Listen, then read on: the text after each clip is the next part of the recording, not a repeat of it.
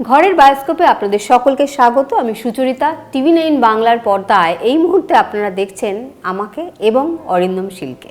পরিচালক এবং অভিনেতা অরিন্দম শীল আমাদের অনেক অনেক ছবি উপহার দিয়েছেন এবং আমরা সবসময় বলে থাকি যে তার যে রহস্য রোমাঞ্চ গল্পের যে বোধপূর্তি সেটা শুধুমাত্র দর্শকদের ভালোবাসা না, বক্স অফিসেও বেশ সাফল্য পেয়েছে।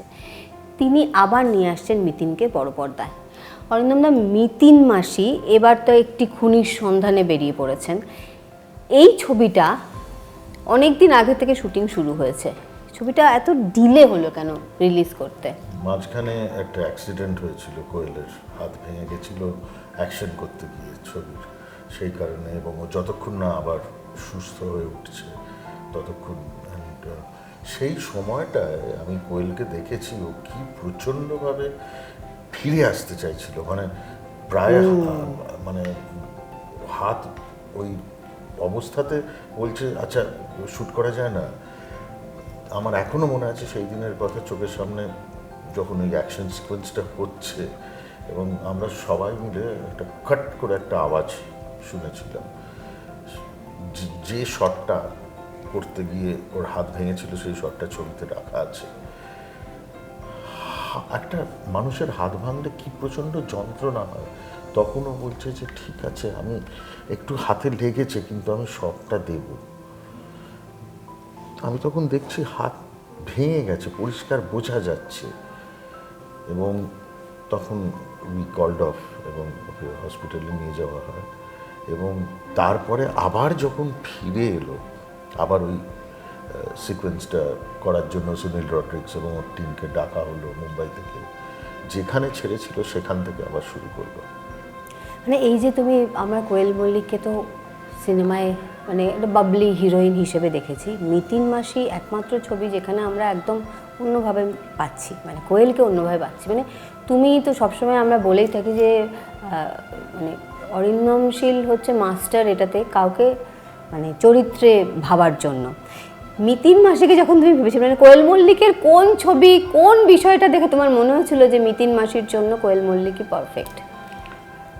এটার জন্য আমার ক্রেডিট দিতে হবে নীলরতন দত্তকে। একদিন ওর সাথে বসে কথা বলছিলাম এবং তখন বলছিল যে, আমাকে বললো যে অরিন্দম কী করা যায়।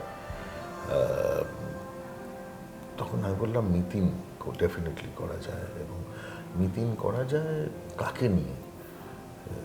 কোয়েল।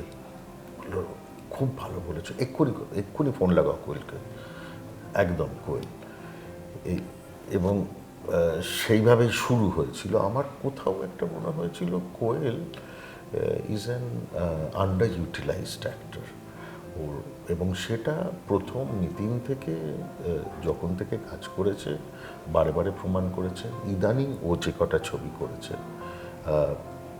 ইমিডিয়েট রিলিজ যেটা হয়েছে স্বার্থপর, এখনও চলছে, সেখানে ওর অভিনয় আমার সবসময় মনে হয়েছে আমার অনেক অভিনেত্রীকেই আমার মনে হয় যে আন্ডার ইউটিলাইজড। এবং কোথাও একটা আমরা একসাথে কাজ করলে দ্য বেস্ট কামস আউট। কোয়েলের সাথে কাজ করতে গিয়ে ওর মেন্টালিটি, ওর approach towards acting, towards cinema, আমি সবসময় বলি she is a model, and model for other actors. মানে পেশেন্স, ব্যবহার, ডিসিপ্লিন, এগুলো কিন্তু বেসিক একজন অভিনেতা বা অভিনেত্রীর। সেইগুলো না থাকলে না পরের স্টেজে যাওয়া যায় না। মিউজিক খুব গুরুত্বপূর্ণ একটা বিষয় থাকে, সেটা ব্যাকগ্রাউন্ড স্কোর হোক বা ছবির গান হোক। এখানে তুমি এই দায়িত্বগুলো কাকে দিয়েছো? দীর্ঘদিন ধরে আমার সমস্ত কাজ, প্রথম থেকে জীবনের শুরু থেকে ডিরেক্টর হিসেবে কাজ করার, আমার সঙ্গে বিক্রম ঘোষ ছিল আমার বন্ধু। প্রায় 20টার মতো ছবি, 4টে ওটিটি সিরিজ সব ওর করা। তো এবারে আমরা দুজনেই ডিসকাস করলাম যে একটু অন্যরকম। আমি যেটা চাইছিলাম সেটা আমার মনে হলো যে Jeet would be the right person, Jeet Ganguly. এবং বিক্রম আর আমি দুজনে মিলে ডিসকাস করেই ঠিক করলাম যে তোমরা তো বন্ধু। আগে বন্ধু, তারপর অন্য কিছু। হ্যাঁ, ও আমার আদি অকৃত্রিম বন্ধু, এবং সেই কারণে এই সব জিনিসগুলো নিয়ে কখনো কোনো কমপ্লিকেশনস আসে না। তো জিৎ বহুদিন ধরে বলছিল, এবং আমার মনে হলো যে এই ছবিতে যে ধরনের গান আমি চাইছি সেখানে একটু জিতের ছোঁয়া লাগলে ভালো হয়। দাদা, একটা বিষয় একটু জানতে ইচ্ছে করছে যে এই ছবিতে আমরা দেখতে পাচ্ছি যে কোয়েল মল্লিক হিরোইন। কোয়েল মল্লিকের কিছুদিন আগে একটা ছবি স্বার্থপর মানে সাকসেসফুল হয়েছে বক্স অফিসে। মানে এই যে কোনো কোনো তাকে আবার মানে এটা কি ভালোর জন্য না ভালো হয় না খারাপ হয়? মানে ধরো একজন হিরো বা হিরোইনের ছবি ভীষণ সাকসেসফুল হলো, তার 1-2 মাসের মধ্যে আবার একটা ছবি আসছে, এটা ভালো হয় না খারাপ হয়? মানে তুমি কি বলবে একজন পরিচালক এবং অভিনেতা হিসেবে? আমি বলার কেউ নই। সিনেমা এমন একটা জায়গা যেখানে কি হলে কি হতে পারে কোনো অঙ্ক কাজ করে না। তবে পরপর যদি ভালো ছবি আসে সেটা ডেফিনেটলি প্রোডাকশন হাউসের জন্য ভালো, অভিনেত্রী বা অভিনেতার জন্য প্রচণ্ড ভালোভাবে ভালো, এবং নির্দেশকদের জন্য তো ভালোই, সবাইকার জন্যই। তো ব্যাপারটা হচ্ছে আমার মনে হয় না যে কোনো অ্যান্টি ফিলিং কাজ করে, বরং এটা একটা পজিটিভ জায়গা থেকেই আসে যে ওহ, কোয়েলকে স্বার্থপরেতে দেখেছি, কি ভালো অভিনয় করেছে, আর মিতিনে তো কোয়েল অন্যরকম, আর কী রকম করেছে সেটা দেখি। এটাও হয়তো হয়, আমার মনে হয় না যে এতে করে কোনো নেগেটিভ কিছু। এটা মিতিনকে ঘিরেই গল্প, মানে মিতিন মাসি বা মিতিনের যে চরিত্রটা সেটা ঘিরেই গল্প। সেখানে একজন মহিলাকে এরকম সামনে এনে ছবি করা, মানে এইটা মানে আমাদের বাংলা সিনেমার যদি ইতিহাস বলি তাহলে কিন্তু আমরা সবসময় মহিলা সেন্ট্রিক অনেক ছবি দেখেছি। সেখানে মিতিন কতটা মানে কতটা ধাপ এগিয়ে দেবে এই যারা মহিলা অভিনেত্রী আছে তাদেরকে? প্রথমত আমি আমার চলচ্চিত্রের যা কাজ আমরা করেছি তাতে দেখলে বোঝা যায় যে মহিলা কেন্দ্রিক কাজ প্রচুর করেছি। আবর্ত দিয়ে শুরু, মহানন্দার মতো ছবি করা হয়েছে, মিতিনের সিরিজ চলছে, এটা 3 নম্বর। এবং শুধু তাই নয়, খুব পুরুষতান্ত্রিক ছবিতেও মহিলারা আমার ছবিতে অত্যন্ত গুরুত্বপূর্ণ কাজ করেছে, প্রাধান্য পায়। সেটা ব্যোমকেশের সত্যবতী হোক, কি সৌরসেনীর চরিত্র হোক, কি অন্যান্য যে ক্ষেত্রে যেগুলো আমরা দেখেছি, সেটা সবসময় হয়। তো আমার এই জায়গাটা নিয়ে খুব একটা যে নারী পুরুষ এই সিনেমার গল্প, যে গল্পটা আমরা সিলেক্ট করেছি এবং সেই গল্প যেটা চায়, ডিমান্ড করে, সেই গল্পটাকে আমরা সেইভাবে ট্রিট করা উচিত। নারী প্রধান চরিত্র নিয়ে সিনেমা করছি বলে আমার কোনো ভয় নেই, বরং কোয়েলের মতো অভিনেত্রীকে সামনে নিয়ে কাজ করছি বলে আমি মানে বলা যেতে পারে খুব দর্প নিয়ে আমি এগিয়ে যেতে সাহস পাই। এবং শুধু কোয়েলের মতো নয়, এই ছবিতে কনিনিকা বন্দ্যোপাধ্যায় আমার সাথে প্রথম কাজ করলো। কনির সাথে আমি প্রচুর অভিনয় করেছি, সেই এক আকাশের নিচ থেকে কোথায় ওর বাবার চরিত্রে অভিনয় করতাম, তারপর স্বামী স্ত্রীর চরিত্রে অভিনয় করেছি, অনেক কিছু। কিন্তু এই প্রথমবার এই সম্পর্ক পরিচালক অভিনেতার, এবং সেখানে এত ভালো কাজ করেছে ইনফ্যাক্ট যে আমি আমার ফেসবুক পেজেও সোশ্যাল মিডিয়াতেও লিখেছি ওকে নিয়ে যে আমি বারবার চাইবো ওর সাথে কাজ করতে। মানে she is a director's delight. এবং অন্যান্য অনেক চরিত্র আছে যারা প্রত্যেকে খুব ভালো কাজ করেছে। অনসূয়াদির মতো অভিনেত্রীর সাথে কাজ করতে পারলাম, খুব শখ ছিল, খুব ইচ্ছে ছিল, লোভ ছিল রাদার। বিশাল চরিত্র যে দিতে পেরেছি সেটা নয়, কিন্তু আমাদের ছবিতে যেটা হয় যে চেষ্টা করি ছোট চরিত্র বড় চরিত্র যাই হোক না কেন, প্রত্যেকের চরিত্রের সেই প্রাধান্যটা যেন পায়, সেই জায়গাটা যেন। অমিত সাহা একটি চরিত্রে অভিনয় করেছে, কি অভিনয় করেছে দেখবে, কোনো একটা ছবিতে তুমি অভিনয় করেছো, কিছুটা অংশ সেখানে বাদ গেছে, সেখানে দাঁড়িয়ে যখন পরিচালক তুমি তো অভিনেতা, তার সঙ্গে সঙ্গে পরিচালক, এবার যখন তুমি কোনো অভিনেতাকে নিয়ে কাজ করছো, যখন তুমি এডিটিং টেবিলে বসো, তখন কি তোমার মাথায় এই কাজগুলো থাকে যে এই শটটা খুব ভালো ছিল কিন্তু নির্মমভাবে বাদ দিতে হলো, বা হয়তো কারোর সঙ্গে কোনো ইকুয়েশন চেঞ্জ হয়ে গেছে, হ্যাঁ, সেইখানে দাঁড়িয়ে তুমি কি সেটার উপর কোপ দেবে, নাকি সেটাকে শুধুমাত্র সিনেমার খাতিরে সেই বিষয়গুলোকে সংরক্ষিত রাখবে? আমার পরিচালক সত্তা যখন কাজ করে তখন আমি আমার চলচ্চিত্রকে অত্যন্ত ক্লিনিক্যালি দেখি, এবং সেখানে আমার কাছে সামনে যেগুলো থাকে সেগুলো শুধু চরিত্র, তার বাইরে কিছু নেই। খুব একটা বড় কথা সত্যজিৎবাবু বলে গেছিলেন যে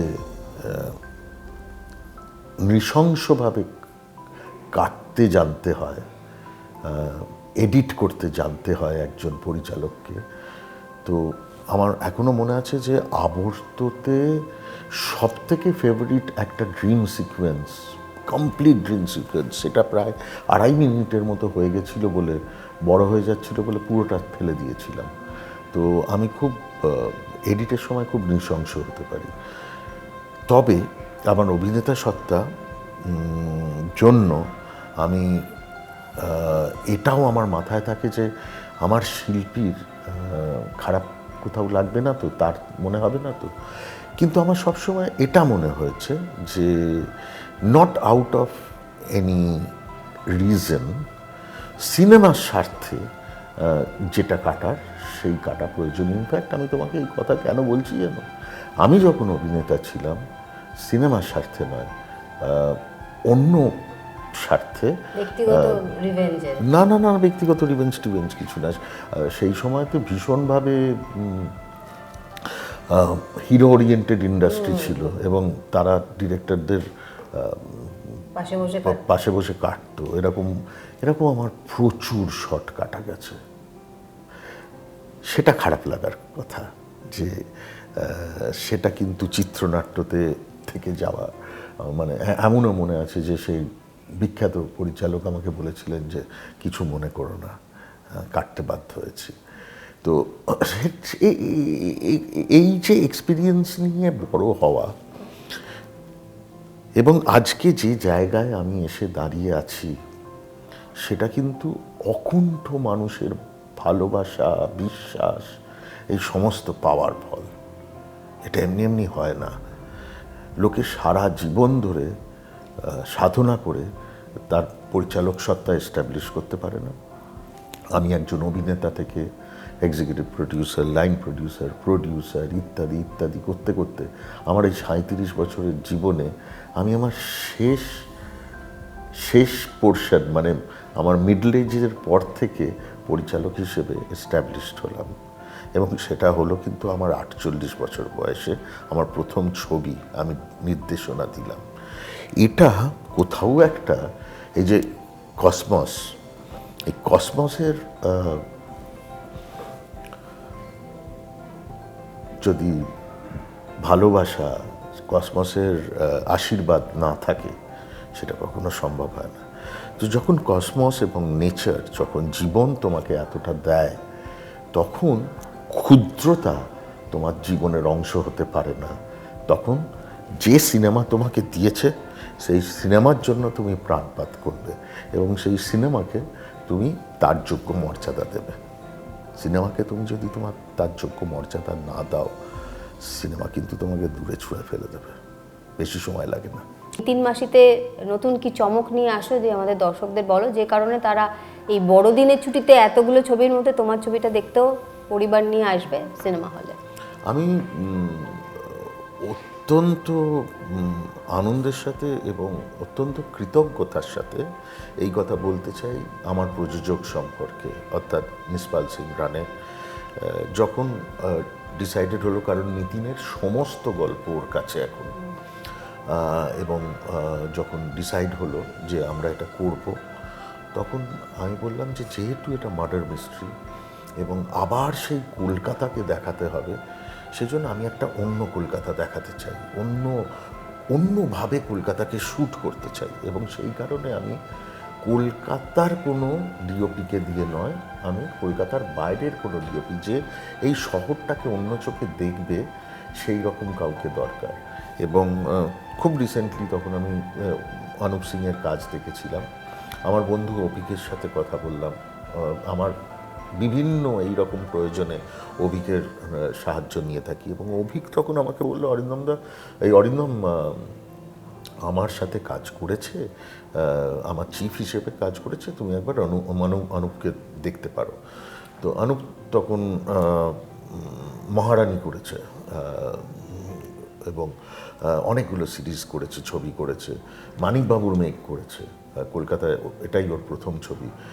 মানিকবাবুর মেঘে অসাধারণ কাজ করেছে। তো আমি তখন অনুপের সাথে ডিসকাশন করলাম এবং আমি এই ছবিটাকে অন্য একটা স্কেপে দেখছিলাম এবং আমার মনে হয়েছিল কোথাও একটা আমার